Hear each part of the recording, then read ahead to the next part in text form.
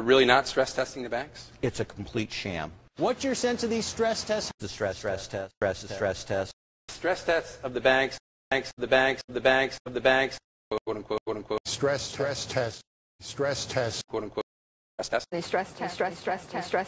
The stress test. the stress test, So-called stress test. stress test, Stress test. Stress The test. stress test, it's a hoax? They're really not stress testing the banks? It's a complete sham. if the stress tests are too vigorous, banks are going to fail. If the stress tests aren't vigorous enough, the public simply won't believe in their credibility. The banks have enough difficulty in telling it as it is and avoiding mark to the market that people still don't believe what the banks are telling them. The stress test is designed so that nobody we think well of will ever fail the stress test. Entities that they are not favored by Geithner, you know, he may use the stress test to kill them. Right. But no, the banks that really need desperately to be closed will not be closed under the stress test. Right? These stress tests are farces. They don't have any real purpose other than to fool us.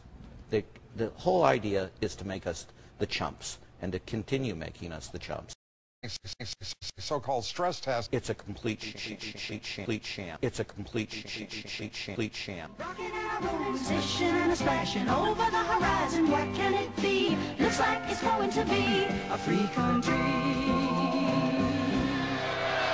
They knew that now they'd run their own land. But George III still vowed he'd rule them to the end. Anything I say, do it my way now. Anything I say, do it my way. Don't you get to feeling independent, 'cause I'm gonna force you to obey. This is just the end of the beginning. The Nader Gonzalez third political force is going to roar through November 4th and into 2009 to build a progressive politics in America that enlists the humane values and the practical needs of the American people.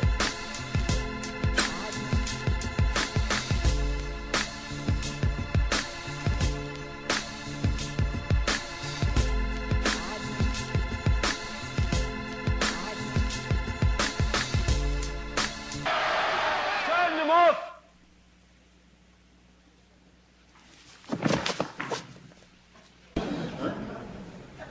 This is a theater of the absurd, my friends.